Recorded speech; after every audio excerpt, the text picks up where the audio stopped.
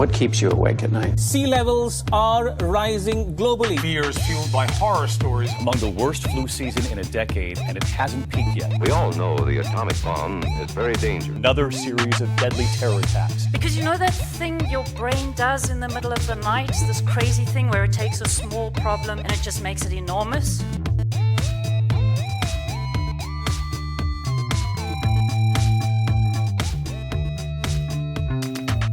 Oh my goodness, welcome back. Technical difficulties aside, I'm in a pillow fort in a closet.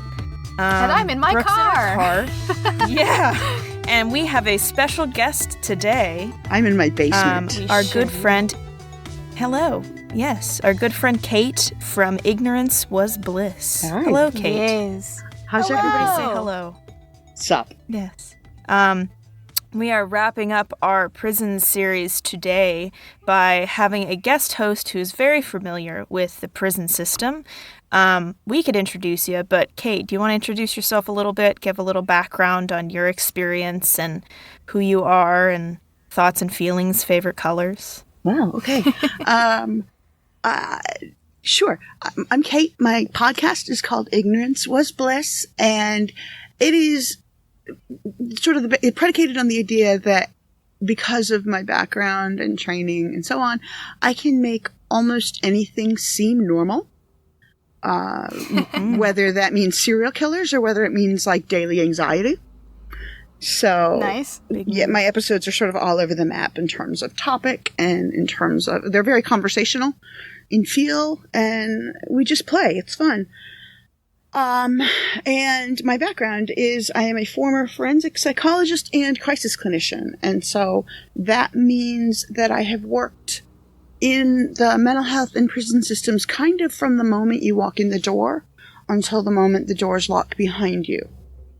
Crisis clinicians are the people that see you in the emergency room when you show up with any sort of, suicidal, homicidal, or psychotic thought process, that kind of deal.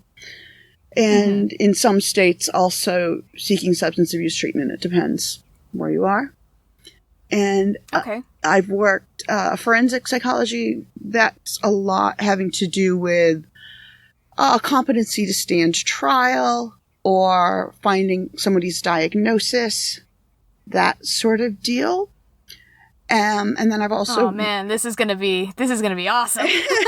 Yeah, this is fucking rad. It was fun, and then the last thing I worked as specifically a correctional psychologist for a while, which means I worked inside the New Hampshire State Prison for Men. So then I did a lot of assessments and I did rounds, both in, they called it secure housing, so solitary, and also on the yard, in general population. Man. So yeah, I did a lot. I did a lot of stuff, and I miss it terribly. I broke my back in 2014, and so I've been on disability since then. Oh my gosh. So is that why you had to stop then? Yeah, that's why I've been home since then, and I miss it a lot. But fine, bad things happen. And I started the podcast right at the beginning of 2018. Because I felt like I was hearing a lot of, true crime, especially people asking, why this? Why not guilty by reason of insanity? Right. Or what's the difference between schizophrenia and bipolar? And I'm sitting on my couch I know the answer. So, I decided nobody was knocking down my door, so I decided to start my own show. Yeah, that's really awesome. Good, that's a really good such idea. A need. Yeah, there's such a need for that kind of information. We have a very qualified guest today, though. Oh, yeah, sure you know do. what? This is things that keep me up at night. Jesus Christ. Hi. I'm so bad at that. But yes, and today we are very excited. We have a couple questions to ask because previously I have done an episode on the disproportionate incarceration of the Aboriginal people of Australia. That's a mouthful. And Brooke had done an episode on the death penalty. And I do feel like we have a lot of questions that I feel would best be answered by a professional rather than me Googling it. but that's just me. So we could launch into the first question that we have, and we'll just kind of like flow from here. But yeah. okay, So here we go. I think you've already given us sort of an idea of what your job is. But I think, do you have any specific stories that you'd like to share about your experiences with the American prison system in particular? Well, given the title of your show, I had an incident very early when I had not been working at the prison very long, and this thing happened, and so this is why I had a special pair of work shoes, and I'd never done that anywhere else I've ever worked. I hate this. Oh no. You're gonna hate it more. Just, buckled in. So I did basically rounds in the secure housing unit because they can't come to me if they need something. And there's a lot I could talk about, like how you don't do therapy in the same way in prison, and how what they might come to me for is different than what somebody might need on the outside. Like, that's all stuff. But the moral is that I had to go sort of door to door, every morning. Are you doing, do you need anything for mental health? And the answer was usually no. Sure. Varying forms of no. Sometimes that involved, swearing at bodily fluids. So whatever, you got used to that. And one day, so you picture like a real long hallway, and it's very, very bright. They never turn the lights off. And each of the cells is about 9 feet by 13 feet. And that includes a concrete bunk, a toilet. That's about it. And we're talking about like half the size of a parking lot space, right? Like, that's pretty small. It's pretty small. And, they had very limited personal possessions allowed. And sure. So it wasn't pretty. And it was two floors, and it was a long hallway. I would estimate, I don't recall counting, but I would estimate about 10 cells on each side. Maybe as many as 20. But I don't think so. And so you'd walk down, it felt very long. It felt like a very long walk. I'm sure it did. Oh my God. But so, when I started, I would just, like, you have to be careful as a female working in a men's prison. You have to be careful how you dress. And, so it's sort of like business casual all the time. And I don't remember what shoes I was wearing that day, and I never saw them again. So there's that. Oh my God. So, and I had a guard would accompany me because of the whole bodily fluids tendency of a couple of the prisoners. And, so we get upstairs to do the rounds on the second floor. And I can see down at the end of the hallway, there's this like what it looked to me like is though someone had taken a row of floor tiles up across the width of the hallway. So there's a black stripe that goes down, and it's like across the very end. It's like the very last two cells connected, across the hall. And I'm like, what is that? Like, are you guys doing construction or something? And he kind of laughed at me. The guard laughed at me a little bit, and he's like, oh, you'll see. And I'm like, I don't like that answer at all. And so we get down there to the end, and apparently what had happened was that someone had somehow punched a hole, like not with their hand, but poked a hole in the wall, in the hall, facing the wall, and apparently they had an infestation of silverfish. Do you know what those are? Okay. Don't look them up. Yeah. Yeah, they're fucking got them gross. in my apartment. There were so many of them. So they had created like a migration back and forth across this hallway. And there were so many of them that you could not see the white floor.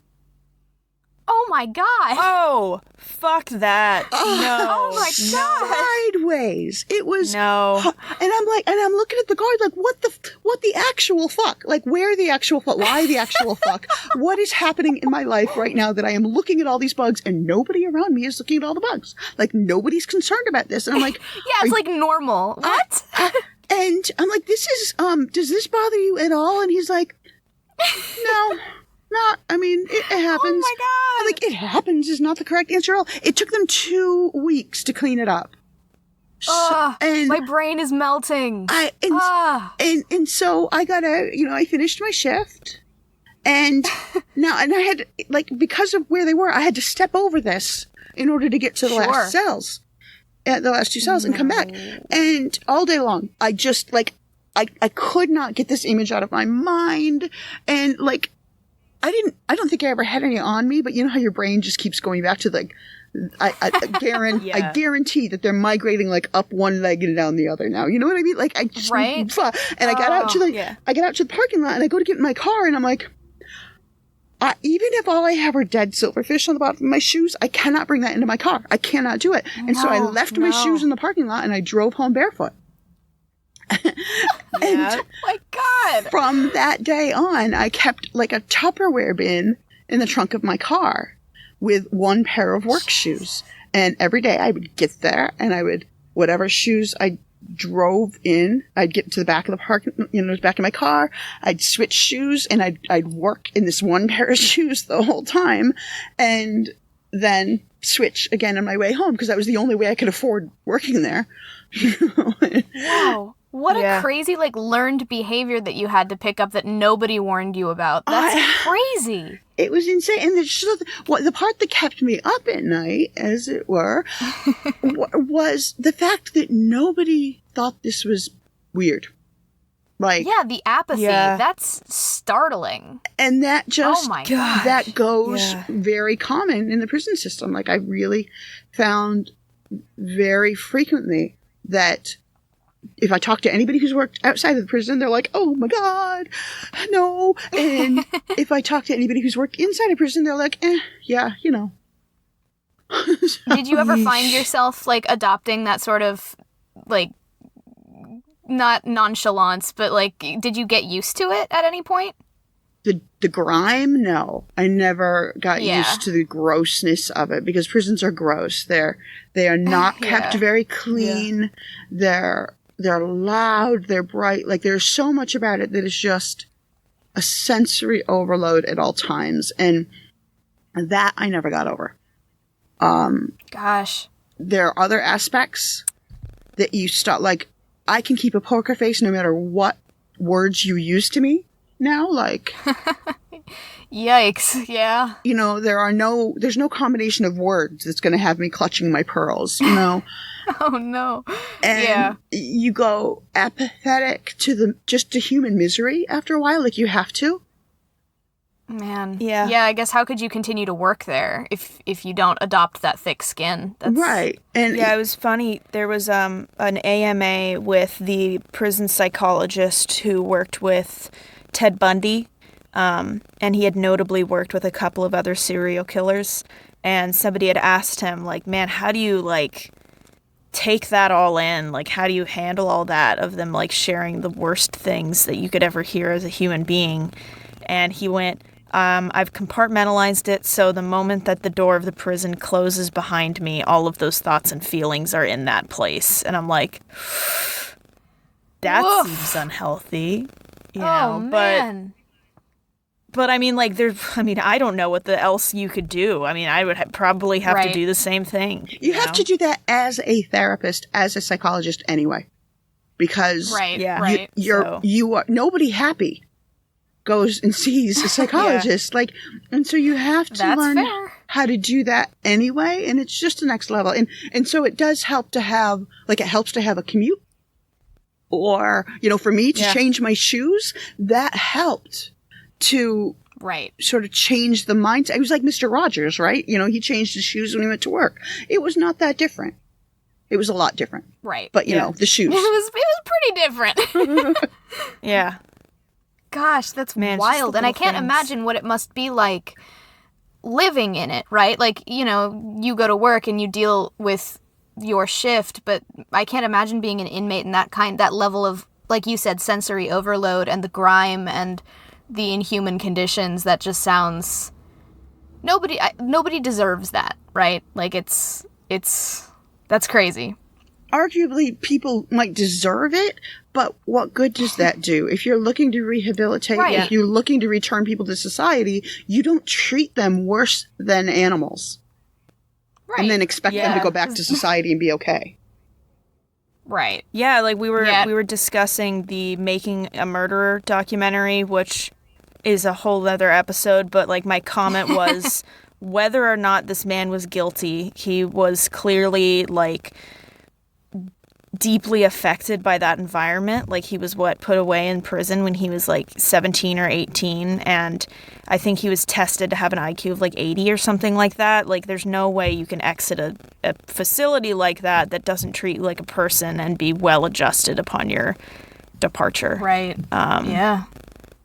And it's just that, I mean, big props for being able to work there. I couldn't even work at like a fast food place without crying in my car every day. So that's like customer service level 12. That's the boss level that I will never be able to beat. I mean, I'm majoring in physics. I don't work with people, if that's clear. Good. Yeah. I mean, that's what I started. I went to an engineering school for college, and that's where I was going to start that's what I was going to do. That's not right for me. What made you switch gears? Like, did you read something or see something about psychology that made you want to get into that? Well, yeah, it was sort of twofold. First of all, I was bored.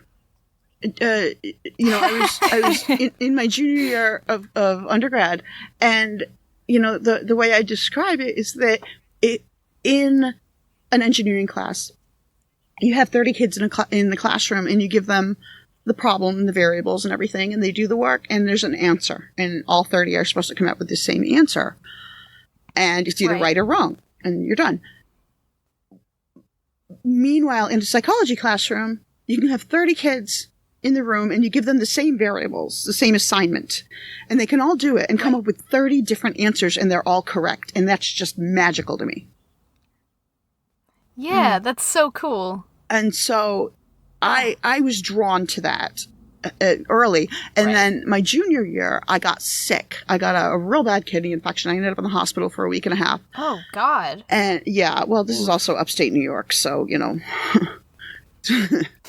not top-notch medical kidney treatment. infections. Yeah, not top-notch medical treatment right there. And while I was there, somebody brought me the John Douglas book, Mindhunter. And I read that. It's very good. I read it, and I was like, I could do this. Like, this is cool. I could do this. And so I dropped everything. I switched to psychology. I was the only psychology graduate in my class the next year. Oh, wow. Because it's an engineering school, and then Sure. I switched and I moved to Boston, and I got my master's in criminal justice and in mental health counseling. And then went on for my doctorate in clinical psychology. Wow. That's incredible. And I actually, well done. I interviewed for the FBI. And it's like several rounds, and I got like 3 in, and at the third interview, they talked about how there were 2 aspects of the job that I was not okay with. And one is that you travel like 48 weeks out of the year. Which by that point my relationship was getting pretty serious, and I didn't know at the time, but I was within a year of getting pregnant with my first. So that was not okay. And I also, it's not just that you have to have a gun, but you have to keep it in your home.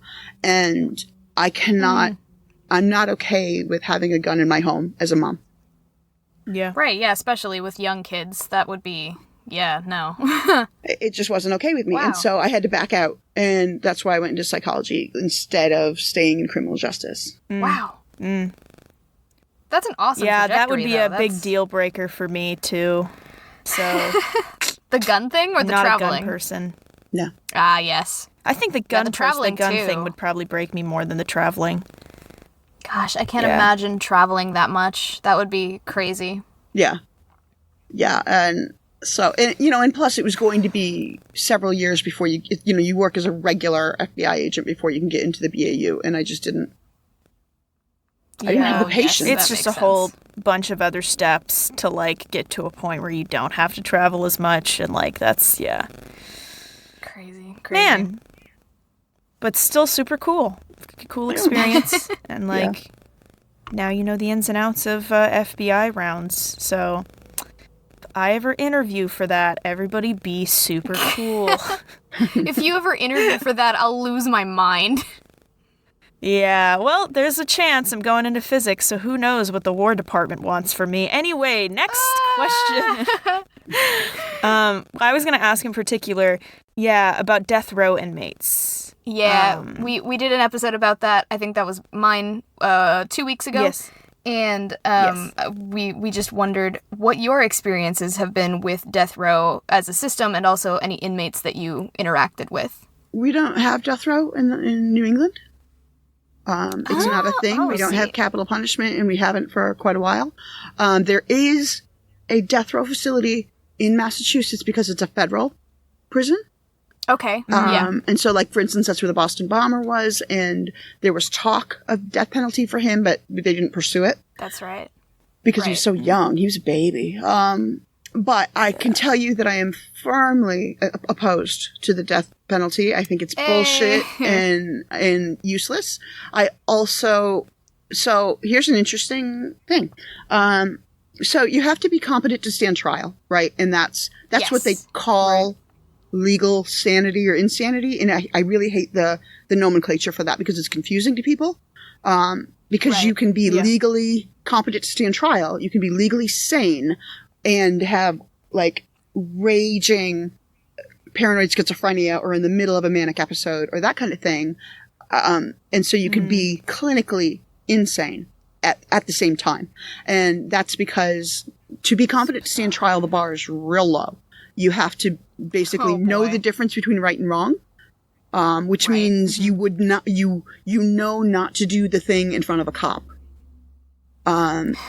You have to be able to communicate with your lawyer, at a real basic level. You have to be able to. That doesn't mean you do. You just have to be able to communicate with your lawyer. And you have to be able to understand. That's crazy. What kind of bar is that? That, like, you could be mute by choice, but because you possess vocal cords, that means that you're able? Is that Well, it's also really an IQ thing. You have to be functionally capable of basic conversation. Man. And you have to understand the basic roles in the courtroom, meaning you know what a judge is, you know who your lawyers are, and you know not to jump up on the table and take a shit in the middle of testimony. That's basically That is such a fucking low bar. It's so That's low. a crazy That's low insane. bar. So that's competency to stand trial. It's incredibly boring. Like, people think forensic psychology is a sexy thing. In many, many ways, it's really boring and a lot of paperwork. Because you yourselves can walk into the room and look at somebody and be like, no fucking way can he stand trial. And, so that's why you don't hear about a ton of not guilty by reason of insanity trials. And even when you do, it's very rarely successful because those wash out way before they get to trial. Right. Nobody even questions it. So here's the other fun fact about the American criminal justice system. Do you have a barf bag ready? Because this is disgusting. Oh, God, I love this already. This is so good. This is great radio. So, you also have to be competent to be executed. Huh? That was cute. That was amazing.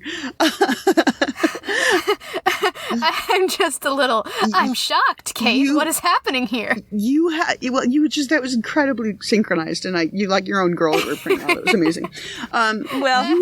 It's not enough for the state to kill you. You have to know that the state is killing you and why. So That's grotesque.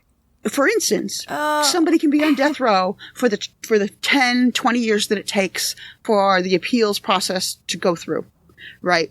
And let's say that you have schizophrenia to the degree that without medication, you are not in touch with reality at all. Now, for those 20 years that you're on death row, you can choose not to take your meds. You can go off medication and you can, interact entirely with the voices in your head and you can avoid reality completely. And frankly, I would encourage that. Right. Oh my God. So when it comes to your execution date, you can be impelled to go back on antipsychotic medication long enough to be executed, because you have to know the state is doing it, and you have to know why. And that means a psychologist has to sit down with you and confirm that you are competent to be executed. So it's not about, removing the public threat, as so many would say. It's about punishment and, like, revenge at that point, right? That's all the death penalty is for. The death penalty is not about public threat at all. Right. It's entirely about I told revenge. you, Olivia. It's, in theory, it is also a deterrent, but it's not a deterrent for anybody in the heat of the moment. Nobody in the middle of a crime thinks about the death penalty. Yeah. Right. There have been several studies that have shown that it's just not a deterrent to crime at all. Exactly. And so those are the only reasons that the death penalty even exists, even theoretically. And the reality is it's so much more expensive to house somebody on death row. Oh my gosh. And that it's just not worth it. It doesn't make any sense to me. It's impractical, and it's not useful, and it hurts the families because it drags everything out so long, and it's just, it's pointless. And so I was very clear with my husband about, if and when I decide to continue a career in corrections, that I will never move to one of those states, because you can effectively be compelled to do those hearings. That's part of your job, is to do those evaluations. Oh, no. And Wow. that's killing somebody, as far as I'm concerned. Right. Yeah. It's tantamount to murder, for sure. For me, that's what it felt like to me, is that I'm not just saying, okay, this person is basically functional. I'm saying they're functional, so thumbs up, kill him. Wow. Jesus. That's, and as you were talking about that checklist for being legally competent to, like, stand trial and this, that, and the other, I was just thinking back to a story that Brooke told, the one that made Brooke cry, about the happiest man on death row, who Joseph was Arity. just like, I think he was, the term, I guess, is developmentally disabled. He had a really, really low IQ. Yep. He did not understand that he was on trial. He did not understand that he was being killed, and they did it anyway. And I'm like... And this was in, like, the 40s, but it was, When did the legislation come by on having to determine that somebody is legally competent to be executed? I have no idea now. Sorry, I have no idea. It's been a long time. Because it's got to be after the 40s thing, or else no. I would estimate the 80s.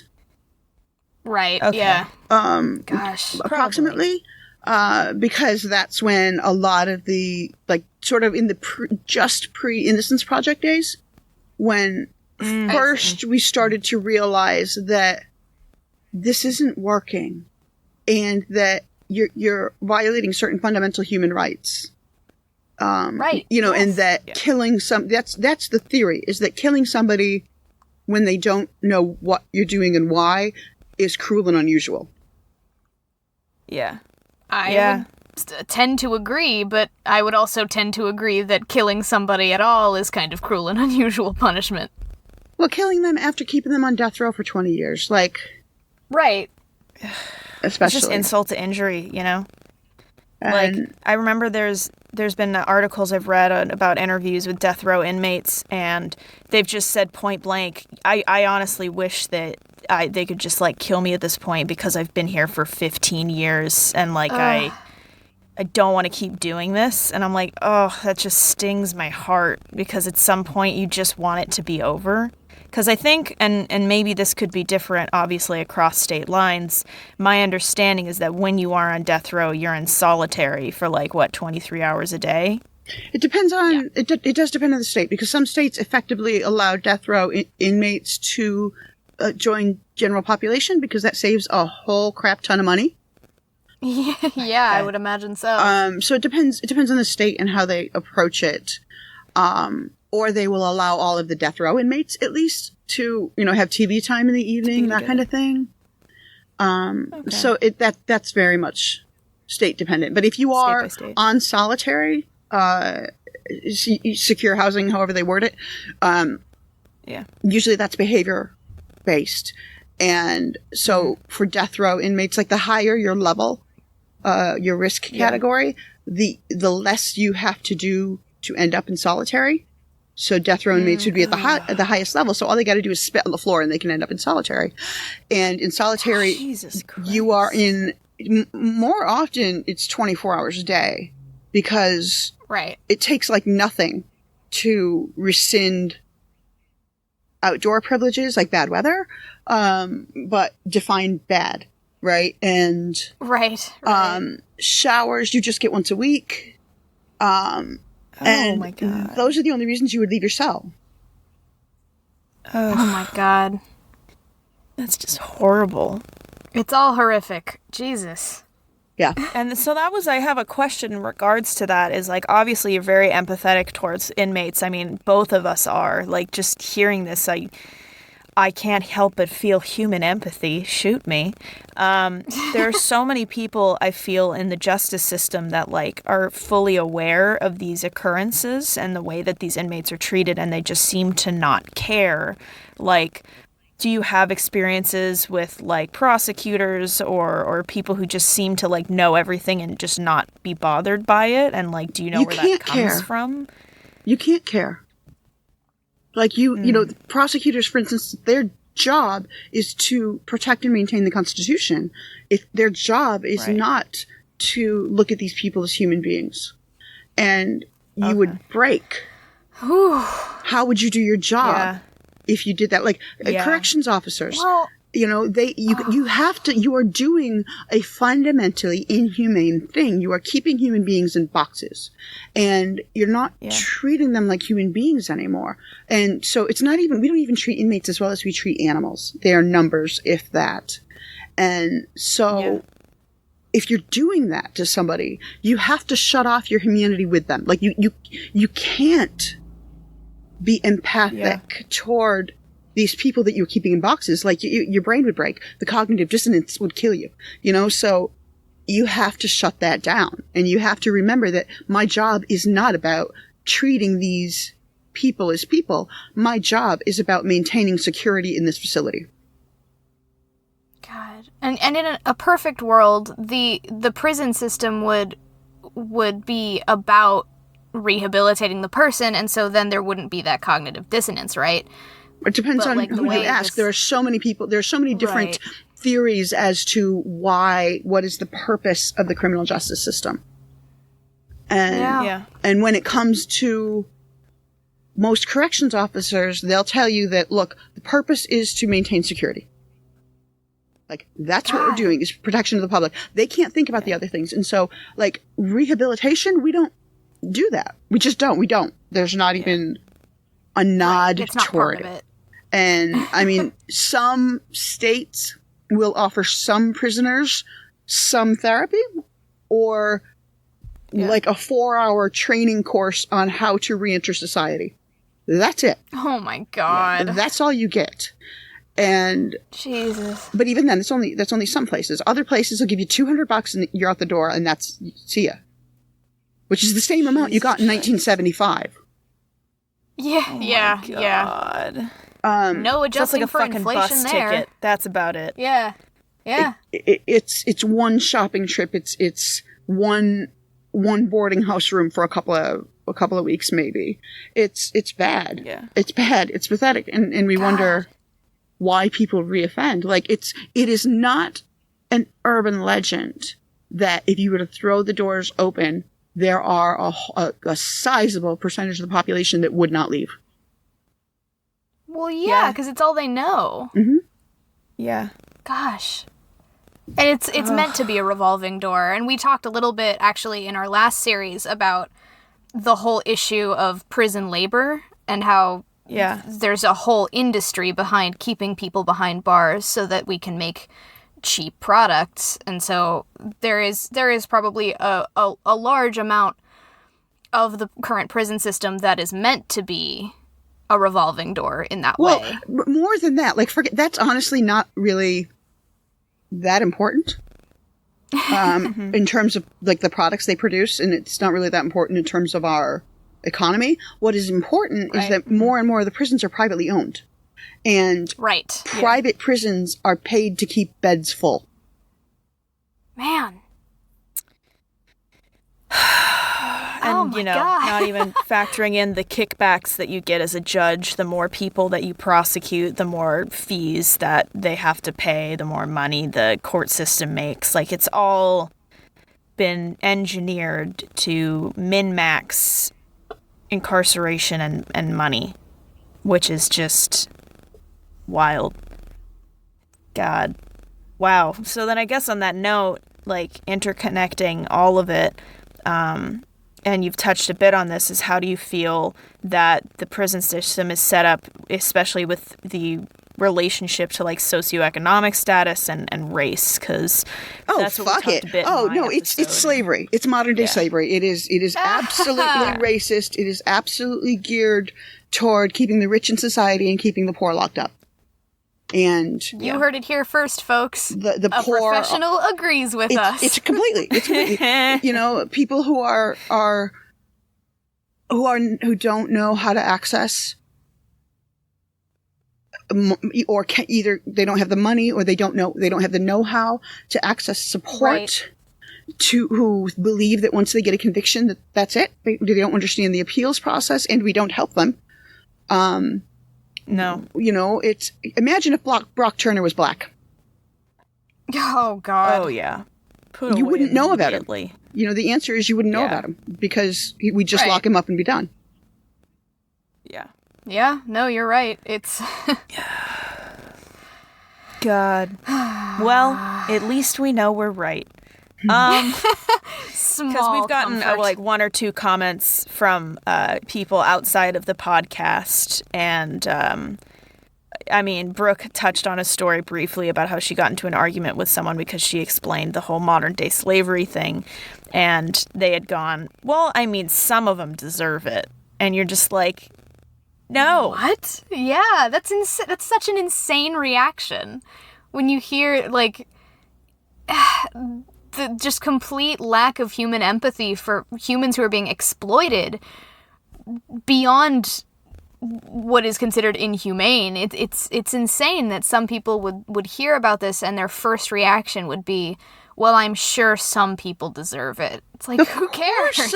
Of course some people deserve it, but more to the point, many more don't.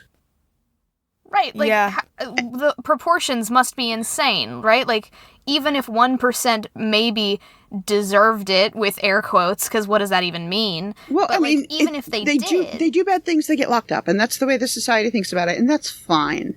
But the point, the bigger issue is that we're not going to kill everybody. Okay, we're going to return them to society, and when we do, once they've been in prison, first of all, they just had this huge lapse of time on their resume. And now they've got a record that does not allow them to live in certain areas often, to work at many, many jobs, including like pumping gas. Half the time they'll run your record.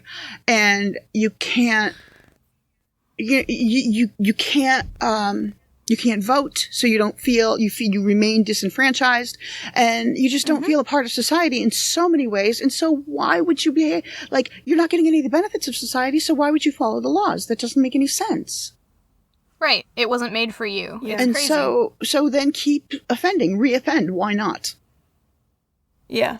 Right. Also, Oh my if you God. think of the socioeconomic thing, because I had taken a class on the history of neoliberalism and we talked about debtors' prisons and stuff of the likes, and it's very common for people to reoffend for drug-related offenses because they're like, well, I can't get a job literally anywhere. I guess I'll just sell drugs because that's what I did before because I need money. You and have then to the prison eat. system's like, why would you do that? And then rearrest them, and you're like, because you made them. Like, it's just, it's this weird cyclical cycle, and like, really touching on your first experience of, you're like, why the fuck is nobody, like, something as benign as silverfish infestations, why is nobody recognizing that this is a thing, is all very Catch-22 like Kafka-esque of like, why is nobody recognizing this thing that's clearly here? It's normal. Like it just the way it feels is. maddening. It's us you know? versus them. That's how we think is us versus them. And that really is like, that's sort of the fundamental, like the underlying concept behind my whole podcast is the idea that the only difference between us and them is that we have a key. Yeah.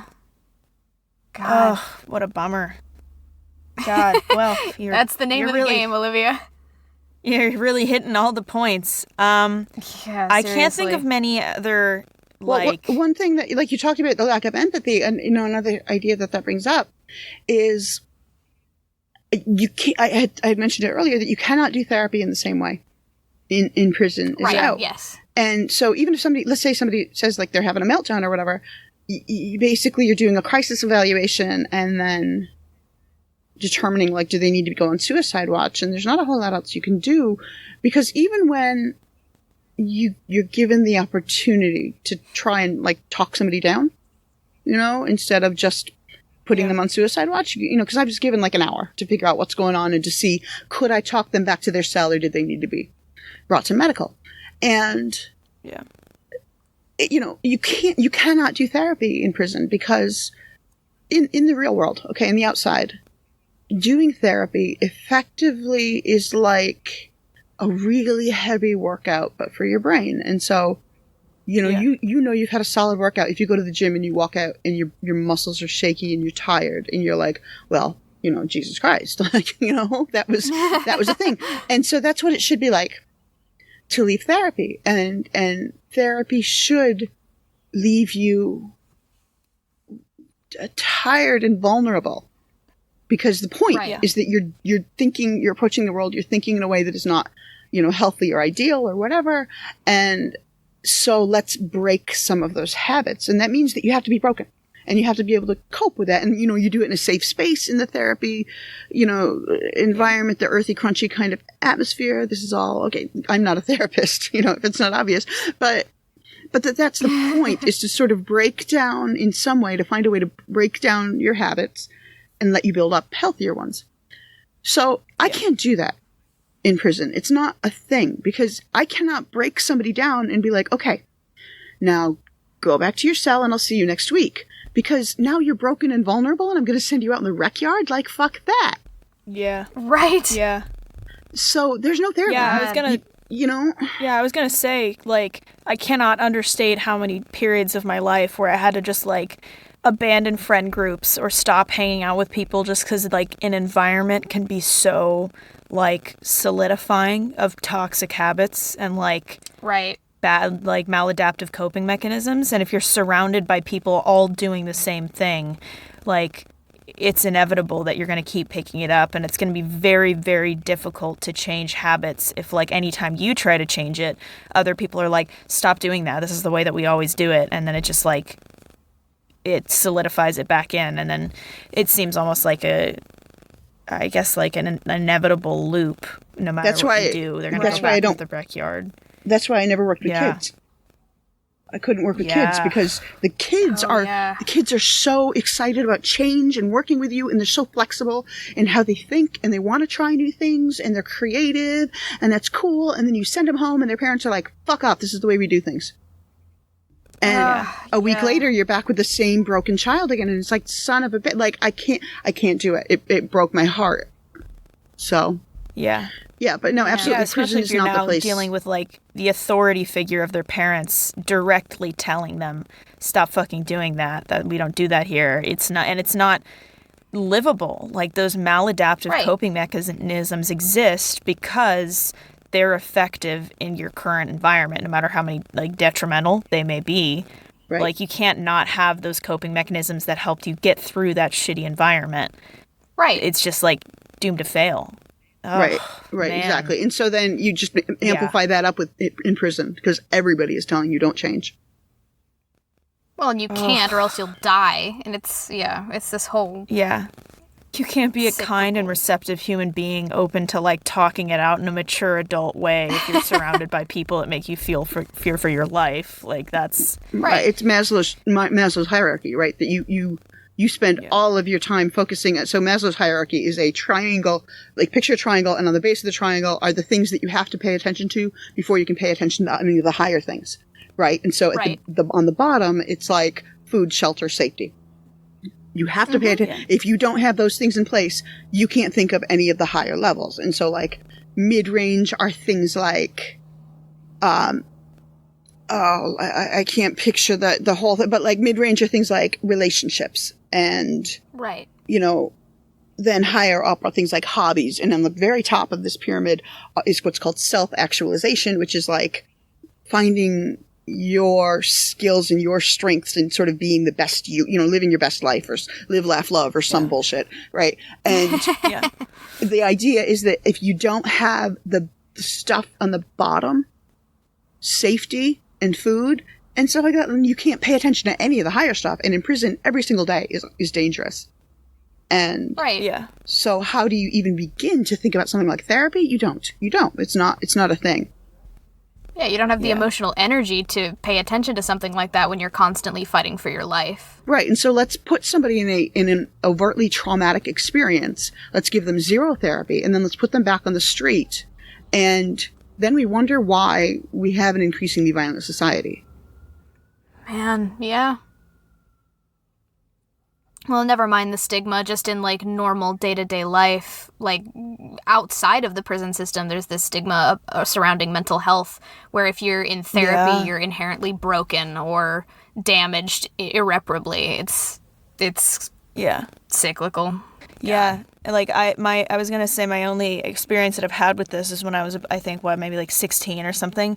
I went to an inpatient facility, and I've had, like, since being there, this really, like, this big frustration with people who, I guess, are insistent on not getting better. Because me being there, I was like, okay, well, obviously I'm at a low point and I need to resolve this. And there were so many other kids there who were like, yeah, I don't have a problem. I don't want to fucking do this. I don't want to do these worksheets. And I'm like, hey, we're all here because we probably need to work on some things. But, like, there were one or two girls that I remember that had gotten better. And in my time there, I was only there for maybe like a month. She had, like, quote unquote gotten better and was removed. And then, like, 2 weeks later was readmitted because it was her household. Like, her home environment was causing her to do all of these things. It's the worst. I cannot work with kids or adolescents, whatever. Like, I'm waving my arms right now, so, visual. Is that that concept of sending children back into toxic environments. Like, there's this, I'm not so cynical as to say don't do it, but Right, of course. I'm so pessimistic about it and I can't, like, you have to maintain a certain therapist-y, earthy, crunchy demeanor or they won't come back. Right? And so you have to be non-threatening and you have to be very, like, optimistic with the kids and with the parents. Like, we're all going to work together and it's going to be okay. And meanwhile, I'm like, fuck you all. You broke this kid. You're bringing him to me to fix and you're not going to make it better and it's going to come back on me. So, that attitude doesn't go over really well. No shit, huh? Gosh. Yeah. So it's like that phenomena, but, like, amplified a million because it, like, goes just beyond the household and the immediacy. It's your community, your neighborhood, your environment, like, deep, like, culturally ingrained feelings and thoughts. Like, you learn. Oh, man, prison, and I don't know how to fix that. You go to prison to become a better criminal. That's all it's for. And I have an example that always is going to break my heart. I had this visual of this kid. So, one of the things that I would do, I had to do an intake for everybody that came in because, for instance, I have to find out if they have any history of ADHD. And usually they would be pretty honest when they first came in because they don't know what the fuck's going on. It's very chaotic and disruptive to go from jail to prison. And so by and large, they would be honest with me. Whereas if I waited and saw them, a couple of months down the road, they'd be like, oh, I totally need Adderall. I totally have ADHD because they want the speed, right? It's got street value. Yeah. So whatever, I would do that. And sometimes you flag somebody like not likely to adjust well to the prison environment. And this was not terribly common because they've already been in jail. Prison is for sentences 5 years or more, roughly. And it's for post conviction. So if you have a real short sentence or if you haven't been convicted yet, you're in jail. And then over 5 years after you've been convicted, that's what prison is. So you've already had experience in jail for some period of time. But some people just sort of didn't pick it up. And jails are they're more dangerous and more chaotic and scarier in a lot of ways than prisons are. So there is an adjustment. And this one kid, he was a kid. He was 19 when he came into the prison. So he was 18 when he was arrested and went through trial pretty quickly. And, I remember his name and I remember the offense. And basically the offense was on paper. It looked pretty bad. Was, sexual abuse of a minor. But Oof. It was, and that's the thing, is that if you go into prison as a child molester, they call you a chomo, right? Child molester, that's and you don't want them to know that that's your crime. Because they don't, there's a hierarchy. There's a very clear hierarchy in prison, and rapists and chomos are way down on the list. Like, it's bad. Yeah. It's so bad. And so one of the things that I had to do was to sit down with certain incoming inmates and be like, look, here's what you're going to tell them your offense was. Here's the words you're going to use. We're going to practice until you have it. You're going to lie. You're going to lie about what your offense is. Right. Because this is how you're going to survive. This is how you're going to... Jeez. And so with this kid... we're in a room that's like classroom size, but it's got a lot of picture like the old Kirkbride mental institutions, like a lot of old medical weird paraphernalia. Then once they're abandoned and like got like just like crutches and electrodes and whatever the hell piled up in corners, like that's what this was like. It just. They had shoved all that stuff to the sides of the room, and I would sit in the middle of this room with an inmate. Really weird. Really just jarring. And they would come in, and they had to be restrained if they were going to be alone with me in a room. And they had to be alone with me because of HIPAA rules, Health Insurance Portability and Privacy Act, which basically it's a privacy thing. I've lost the word, but confidentiality. And so... The COs, corrections officers, had to leave them. They had to leave the room for certain things, such as me doing anything that seemed remotely like mental health, as opposed to just checking in. So they had to be restrained, and that meant shackles around their ankles, and that meant they were handcuffed behind their back, not in front of them. They also were stripped down to a t-shirt and boxers. I don't entirely know why, but it had something to do with you could insert certain people, if they were double jointed in their shoulders, could flip their arms over sort of over their head or under their feet and pull their shirt with them, and now they've got a weapon. Oh my God. So, like, you don't think about these things, but so we had two chairs, and they were both like those white deck chairs, they don't fold or anything. They're just the crappy plastic chairs. And I had to train them. Like, before they sat down, I had to stop them. Like, don't sit. I need you to rotate your body so that your hands are hanging over the arm of the chair, not behind you in the seat. Because if they're behind you and you lean back, the handcuffs will click tighter and tighter and tighter until you cut off circulation in your hands.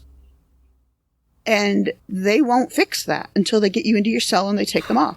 So, oh my God, you have to train them right away. And I actually finally, I convinced one of the COs to let me break the chair so that they could swing a full 90 degrees. So that their leg went under one arm and their hands went over the other. And so this kid comes in and he's scared, like visibly shaking, and he doesn't know what's going on. And so his offense, abuse of a minor. But what it was the book Flowers in the Attic? Yeah. It was that. It was effectively that he and his half-sister had been left alone on the family farm for like 4 or 5 months. And he Holy shit. he was 16 and she was 13. And Oh my God. eventually they ended up having sex. And when the mother returned, he got in a fight with her about basically where the hell had you been. And so she called the cops on him and told the cops that he'd been sleeping with his sister. And so that's how he ends up in jail. And so I have to talk to him about, no, you were there for theft. That's what you were there for. You were there for stealing things. She accused you of stealing because you ate her food. Like that's, and I had to practice it with him over and over and over again. And I picture him sitting in this chair and he's sobbing and tears and snot are running down his face and he's looking at me and I'm finally like, my dude, what's going on?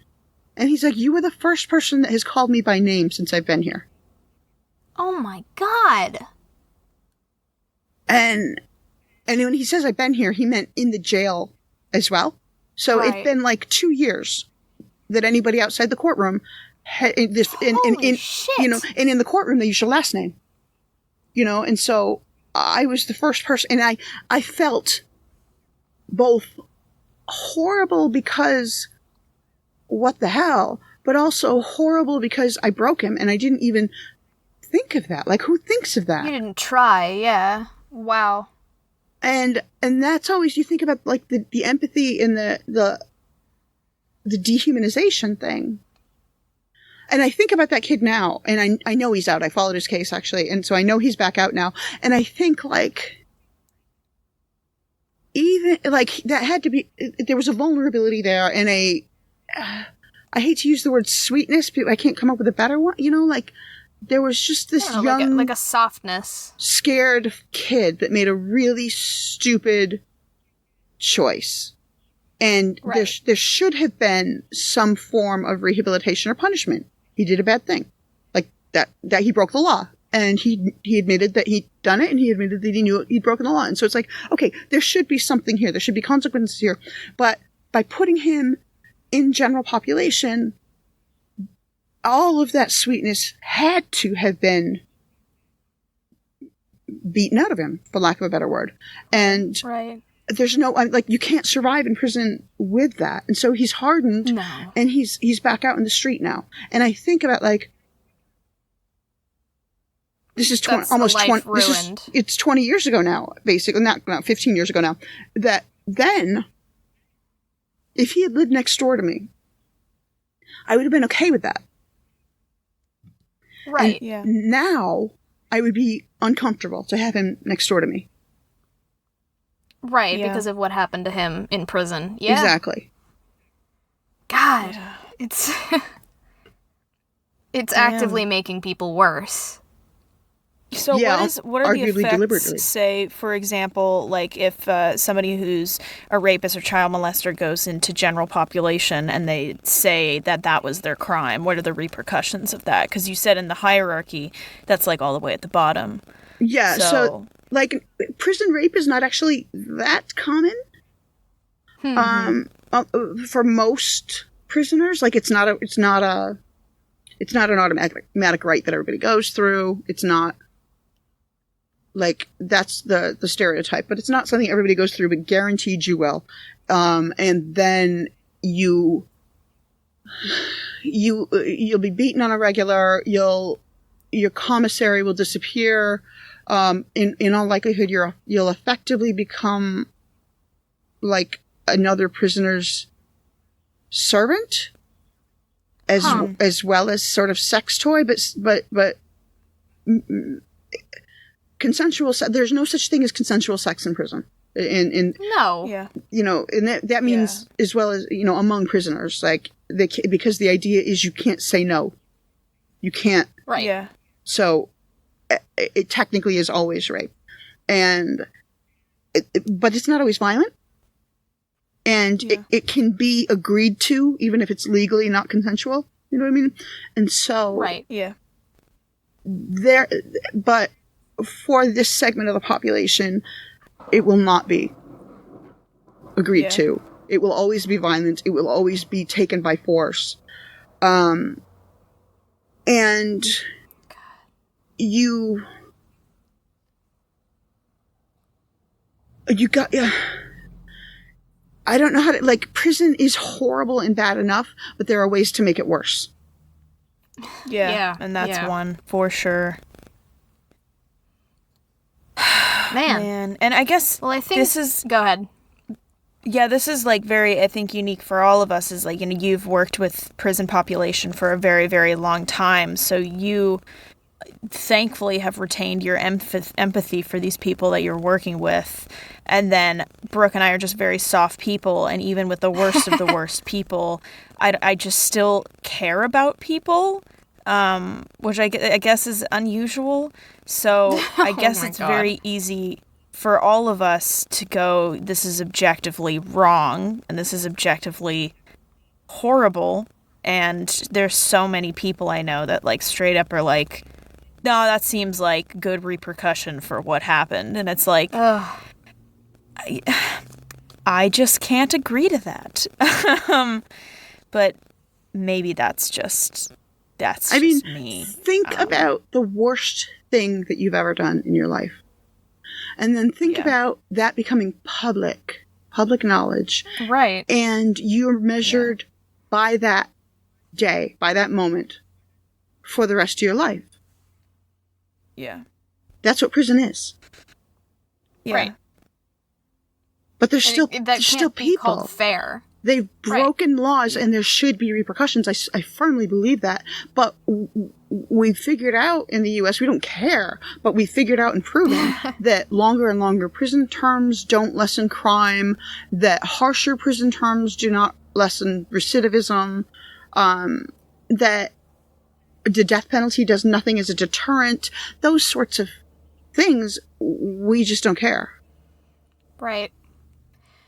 Because I think it's the decisions are made less in logic of more of like, well, I hate that person and they should be punished. And you're like, yeah, but like not to that degree. The science says that that's not effective. And they're like, it's not about it being effective. It's I want them to be punished. Well, yeah, but that's the thing is that it doesn't, I mean, but how do you know, how do you measure what is punishment? What's enough?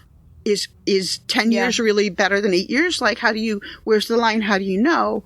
And right. So it's just, I don't know. I mean, for me to work with the people the way I do, I had to leave the system alone. Do you know what I mean? Right, I couldn't. And so, like, I worked with prosecutors. I did testify in court. I worked for the state, which meant neither for the prosecution nor the defense in many cases. Like, my job was to just tell you what I found. And I didn't really have a pony in the race. And, you know, just here's my diagnosis, and it is what it is. Like, it doesn't really matter who hired me for it. Like, I'm not going to change that. Right, yeah. And so I had to leave the system alone. I had to accept it is what it is, and it's flawed, and there are things that I would love to have changed about it. But when I sit down with you, because you're new here and you need a little bit, because like another thing, you know, like part of the intake is I'm figuring out like what are your diagnoses and shit like that. But I also have to look at them and say, if you haven't figured it out yet, do not use the word bitch in prison ever. Don't use that word. That word is not acceptable. Like, you can call somebody a motherfucker, but you don't use the word bitch. You don't call somebody a punk. Don't do it. And don't touch someone else's belongings, even if they ask you to. Don't do it. And don't ever accept a favor. Yeah, Go without commissary for a month until somebody gives you money, you know, from the outside, or you start earning commissary in some way or whatever. But don't let somebody give you a single item, because you're never going to repay it. Don't cross socioeconomic lines. Don't cross racial lines. Sorry if your best friend on the outside is of a different race. Not in here. Wow. You know, and you have to sit down and say that to somebody, because it's not inherently obvious. And that was sometimes my only contribution to prevent somebody from getting their ass kicked the first day they're on the yard. And Right, yeah. You know, in that case, you are not hurting. You're helping them within the system that is inherently flawed. and that's all I could do. Like, I couldn't fix the system. The system is huge and bulky and slow, and it requires politics, and I suck at politics. And so I have to let somebody else do that, and I have to be on the ground working with people. And I had to remember, so I went after, I stayed in corrections for a while, and then I had kids, and I'll have you, as an aside, before I left the correction system, people ask me sometimes, because I said, like, at the beginning, being a female working in a men's prison, you have to be careful how you dress. But other than that, of all of the jobs I've ever worked, working inside a prison, I felt more respected than anywhere else.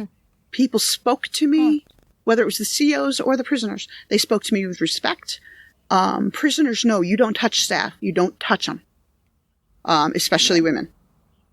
So that's real clear. I never felt unsafe. They always, when I walked through the yard, they would it was like the seas part for me and closed behind me. It was a little bit creepy, but you know, and they would look at me, they would call me ma'am, and I'm like, I'm 26, you know, whatever it is. But I felt very safe and respected there in a way that, like, so I left the correctional system and I went into crisis work because as I had kids are expensive to have in daycare. So I needed a job that I could work nights and weekends so that my husband had them evenings and weekends. I had them daytime, and that way they weren't in daycare as much. And so doing crisis work, you're in the ER, sometimes you're in the office, and sometimes you're in somebody's home. And when you're walking into someone's private home and they're in the middle of a crisis, that doesn't feel safe. No. You know, and there were times, like, I watched someone, you know, the rolling carts that nurses use in the hospital? To, like, dispense meds and shit like that. I watched someone in the middle of a manic episode pick one up and throw it. Oh. Wow, you know? those are fucking heavy. I'm saying. And so it's like, I mean, that was objectively terrifying. Like, Sure. Oh my God. And so there were definitely days where I was actively frightened as a crisis clinician, and I never had a day like that. You know, and so, I would cry sometimes in the car, leaving jail, leaving the prison. But it was different. It was a more controlled environment than in working crisis. And so, but in crisis, it's more intense, you know, and you're dealing with, you never know what you're dealing with. I did work with a lot of ex-cons who would say exactly what you had said earlier about, I can't get another job, and so fuck it all. Like, why stay alive, or why not use again, or whatever the case was. And the way you prevent yourself from burning out from both, whether it's crisis work or whether it's working in the prison, is to remind myself, and I would have to say it out loud sometimes. It was like a mantra, sort of. My mantra now is that I am not an asshole. Like, that's what I have to tell myself now. But then it was that this is a privilege, what I'm doing, because who gets to see this? I'm seeing people at their worst. I'm seeing you broken and terrified and confused. You don't have your phone. You probably don't have your pants. You know, you have nothing. You probably don't have a TV in your room. And you've just been waiting. And you've been waiting for like 4 to 6 hours, maybe more. Depends on how many clinicians are on. And you don't know what's going on. And who gets to see that? Right. And then I walk in the room and you trust me. You tell me your story, and you don't have to do that. You can tell me to fuck off, but people would trust me and they would tell me their stories, and that was such an honor. And as long as I could hold on to that, as long as I could remind myself that doing this work is a privilege, that's how I could get up and do it tomorrow. That's a really good way of looking at it. Yeah. Wow. Man, that's nice. I love this uplifting note we're ending on, because I think that is a really good spot to sort of finish up on. That you did this work, and you had to sort of deal with what you were given. And you, like you said, you had no way of combating the system, which is so much bigger than just you, and so much bigger than the inmates you were working with, etc. And at the end of the day, you were one small piece in this system, and you did your best to help these people. And I think it's an important job, and it's an important outlook for anyone who wants to go into this kind of business, who wants to work with people in crisis work or in the prison system, to remember why they're doing it. And that's a really good way of doing that, I think. That's... Yeah. It's damn inspiring, Kate. Good job, Kate. Kate has said many good things today. One of them was in something that fixed our audio and recording, so many thanks for joining in and being a guest. Kate saved the day. Yeah, really coming in and crushing it. Yeah, that is a good note to end on. I guess it's like the best perspective I could hear from somebody that's been there and been in a lot of other scenarios. And I don't think I ever would have anticipated that you would have said that you felt safer working in a prison than as a clinic, like in a clinic, crisis, which is wild to me. But like, yeah, I guess the takeaway is like, we live in a Kafkaesque world, as I've yelled about many a time, which I think to a degree is very out of our control, which can seem like we have no agency. So at the end of the day, all you can do is just to be kind and to be empathetic. And I feel like that goes like way more than people give it credit for. They don't realize like how much just like being kind to someone can like drastically improve their day. You know, and I have to imagine that you are very kind and you are very good and supportive for all of your patients, which is more than they ever got, you know. So right. That's very nice. Yeah, you have to be careful with it. Is my thoughts. Yeah. You know, like you had, like I said, so yeah, it was, I mean, but like it was, you try to tell them, thank you. You try to tell them, you know, I acknowledge I acknowledge the trust that you just gave to me. I acknowledge the privilege of what I'm doing. Right. Mm-hmm.